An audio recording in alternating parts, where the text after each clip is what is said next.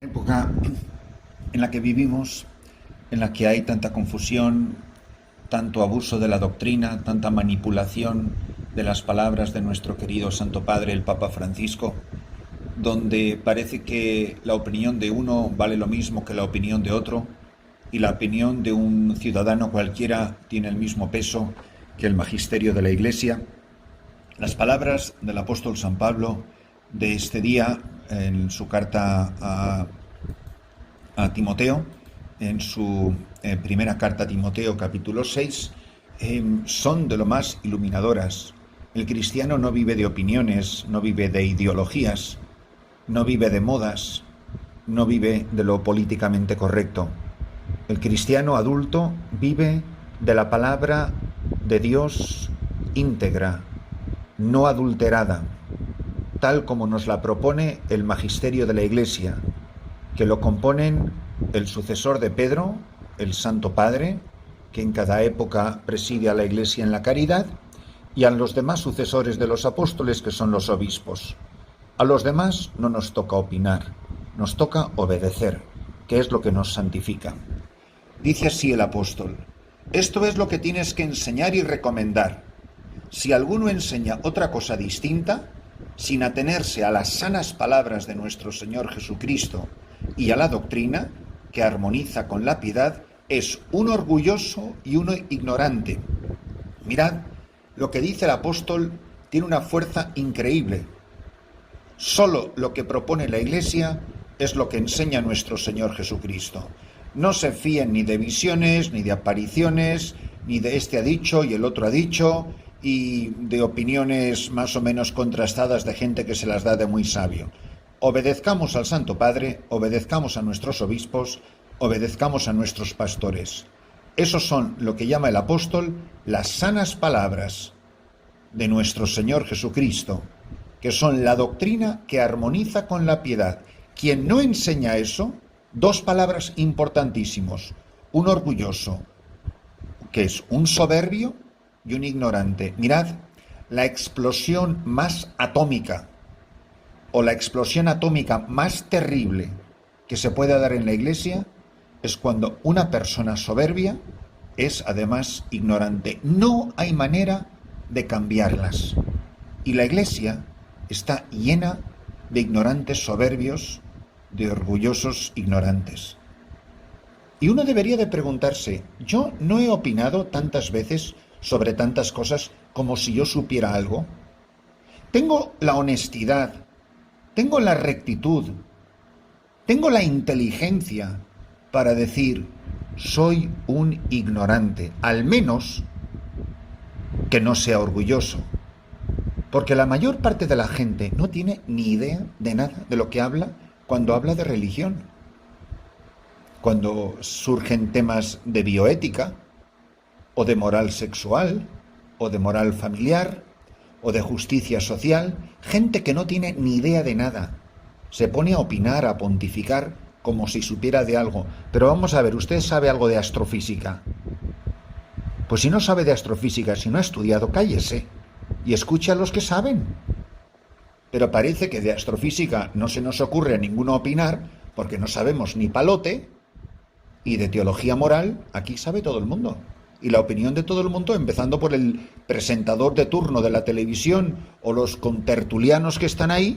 A mí me encanta cuando, por ejemplo, y esto se ve mucho en el Congreso de los Estados Unidos, tienes un artista opinando sobre los emigrantes. Bueno, es un artista muy famoso, pero ¿usted sabe algo de migración? Pues nada, cállese. ¿Qué hace usted testificando en el Congreso? Tienes jugadores de baloncesto testificando sobre las normas del racismo. Pues hombre, que se dediquen a tirar la pelotita a la canasta, pero no opinar sobre temas de antropología o temas de historia, de lo que no saben nada. Entonces dice: no es más que un orgulloso y un soberbio, dice el apóstol, que padece la enfermedad de plantear cuestiones inútiles y discutir atendiendo solo a las palabras. Esto provoca envidias, polémicas, difamaciones, sospechas maliciosas, controversias propias de personas tocadas de la cabeza. Vamos, el apóstol se explaya, se queda a gusto. Sin el sentido de la verdad, que se han creído que la piedad es un medio de lucro. Es verdad que la piedad es una ganancia, cuando uno se contenta con poco. Sin nada vinimos al mundo, y sin nada nos iremos de él. Teniendo que comer y que vestir nos basta. En cambio, los que buscan riquezas caen en tentaciones, trampas y mil afanes absurdos y nocivos que hunden a los hombres en la perdición y la ruina. Porque la codicia, atención hermanos, porque la codicia es la raíz de todos los males, y muchos, arrastrados por ella, se han apartado de la fe y se han acarreado muchos sufrimientos. Tú, en cambio, hombre de Dios, huye de todo esto, practica la justicia y la piedad, la fe, el amor, la paciencia, la delicadeza. Combate el buen combate de la fe, conquista la vida eterna a la que fuiste llamado y de la que hiciste noble profesión ante muchos testigos. Palabras tremendas las del apóstol. Qué bonito sería si hoy, al final de esta reflexión, yo, el primero, supiéramos decir: soy un ignorante, al menos que no sea un ignorante soberbio. Porque cuando se junta la soberbia, al soberbio no hay quien le enseñe nada, porque como lo sabe todo y opina de todo, a mí me pasa mucho que muchas veces me hacen muchas preguntas, porque soy sacerdote, hay gente que me conoce, pues ¿usted qué piensa de tal cosa? Yo muchas veces no tengo ni idea.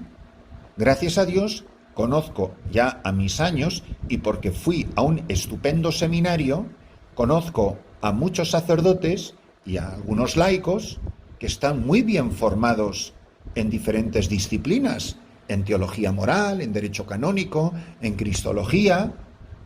Les estoy preguntando, si queréis os puedo dar los nombres. A ti el padre Christopher te pregunta y te dirá, me pregunta continuamente. Tengo amigos obispos, les hago consultas, cosas de liturgia, cosas que no me acuerdo, cosas que no estoy seguro, cosas que la doctrina de la Iglesia ha podido evolucionar o desarrollarse. Hacer preguntas, querer saber, tener la humildad de preguntar a quien me puede enseñar. La humildad, que es lo contrario de la soberbia. Y cuando pregunto, pues dejo de ser ignorante porque me he informado de quien sabe. El pasaje evangélico de hoy, que está tomado de San Lucas, los primeros 3 versículos del capítulo 8, brevísimo y riquísimo. En aquel tiempo Jesús iba caminando de ciudad en ciudad y de pueblo en pueblo, predicando el evangelio del reino de Dios. Le acompañaban los 12 y algunas mujeres que él había curado de malos espíritus y enfermedades. María la Magdalena, de la que habían salido 7 demonios, Juana, mujer de Cusa, intendente de Herodes, Susana y otras muchas que le ayudaban con sus bienes. Creo que es un elemento muy importante y además muy de moda, y creo que muy correctamente de moda, que es el papel de la mujer y el lugar de la mujer. Y en un pasaje tan breve que nos propone hoy la liturgia de la palabra, simplemente nos hace un recuento precioso, primero, de las actividades de Jesús. Jesús iba caminando de ciudad en ciudad y de pueblo en pueblo, predicando el evangelio del reino de Dios. Dice que le acompañaban los 12, importantísimo, y algunas mujeres que él había curado de malos espíritus y enfermedades. Y nos dice los nombres de algunas de ellas: María la Magdalena, Juana, mujer de Cusa, intendente de Herodes, Susana y otras muchas, no dice pocas, y otras muchas que le ayudaban con sus bienes. Pensar que Jesús vivía de la caridad de estas mujeres, que él era un predicador itinerante. A veces estamos tan anclados, a mí me parece tan bonito. Me acuerdo una vez la Madre Teresa contaba una anécdota preciosa de un jesuita de Calcuta que le llamó mucho la atención por su disponibilidad. El padre provincial le tenía que transferir a otra comunidad, a un sitio dificilísimo. Era ya un sacerdote muy anciano y el provincial, casi con vergüenza, le tenía que comunicar a este sacerdote anciano y muy santo, según la opinión de la Madre Teresa, que tenía que irse a esta casa muy difícil. Y la Madre Teresa le llamó mucho la atención, porque cuando se lo contaba el sacerdote anciano, el sacerdote le dijo, y usted, le preguntó la Madre Teresa, ¿y usted qué le dijo a su provincial? Yo le pregunté que en qué autobús quería que yo me fuera, que me dijera el horario de los autobuses y que me dijera a qué hora quería que saliera para allá. Y eso le llamó muchísimo a la Madre Teresa la atención. es esta disponibilidad, este saber ir de ciudad en ciudad y de pueblo en pueblo. Nos cuesta mucho, a los sacerdotes también, a los obispos, a las religiosas. Echamos raíces fácilmente, nos cuestan los traslados. Los obispos se las ven y se las desean muchas veces para trasladar sacerdotes, para mandar a un sacerdote a sitios difíciles. Nos pasamos la vida ascendiendo en los puestos diocesanos, cuando lo que teníamos que ir haciendo es descender. Don José Rivera siempre nos invitaba a eso, lo recuerdo perfectamente, que nos ofreciéramos en aquel tiempo al señor cardenal don Marcelo González Martín, el obispo de nuestro tiempo, cuando éramos sacerdotes recién ordenados, decía, ofreceros.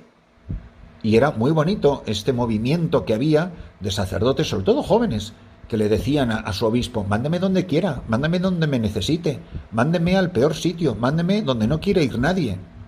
A mí me parece que es un criterio de discernimiento muy bonito. Y a mí me preguntaron, creo que ayer o antes de ayer, me preguntaban aquí en la misión, ¿pero usted por qué fue a tal sitio? No voy a decir la misión, a una de las misiones en la que he estado. Pues porque no había nadie. ¿Usted por qué fue al desierto de Gode, al desierto de Etiopía? ¿Qué hacía usted 12 años? Pues fui porque no había ido nadie, porque no quería ir nadie. Y tan no quería ir nadie como que todavía están viéndolas y viéndoselas y deseándolas para tener una presencia permanente sacerdotal. Porque no era un sitio fácil estar en medio de las arenas del desierto a 700 kilómetros del obispo. Yo como sacerdote, yo estoy disponible a las misiones. Ofrézcanse, dicen los documentos del magisterio, que los sacerdotes se ofrezcan. Las religiosas, tú eres religiosa, dile a tu provincial, dile a tus superioras, ¿dónde me necesita? ¿Hay algún sitio muy difícil donde no quiere ir nadie, donde usted no sabe a quién mandar? Él iba de sitio en sitio. Y luego, repito, la importancia del papel de la mujer. Fijaros que primero eran mujeres que habían experimentado el poder de Cristo. A María Magdalena había echado 7 demonios. A otras las había, dice, curado de malos espíritus y enfermedades. Mujeres que experimentando el poder y el amor de Jesucristo lo habían dejado todo, con el mismo radicalismo que los apóstoles. Porque si los apóstoles dejaron la barca y las redes, aquí dice, y otras muchas mujeres que le ayudaban con sus bienes. Bueno, pues si daban sus bienes se quedaban sin ellos. El mismo radicalismo evangélico que tanto pregonamos de los apóstoles, ellos dicen, nosotros que lo hemos dejado todo. Aquí hay un montón de mujeres que lo han dejado todo y han seguido a Jesucristo. Pues un orgullo que haya en la Iglesia mujeres como hombres con el mismo radicalismo evangélico, con nombres concretos, con vidas concretas, con experiencias concretas del poder de Jesucristo, que dan testimonio en el mundo del poder de Dios. Que nosotros seamos así, como individuos, como personas, pero también como Iglesia, también como comunidad. Que la Iglesia universal sea una Iglesia, dice, que iba caminando. No iba ni en tren, ni en avión, ni en burrito. Iba caminando, que es la manera más pobre de trasladarse de un lugar a otro. Iba caminando de ciudad en ciudad y de pueblo en pueblo, predicando el Evangelio. ¿Qué tiene que hacer la Iglesia? Seguir las huellas de Cristo. ¿Por dónde pasan las huellas de Cristo? De ciudad en ciudad y de pueblo en pueblo, predicando el Evangelio.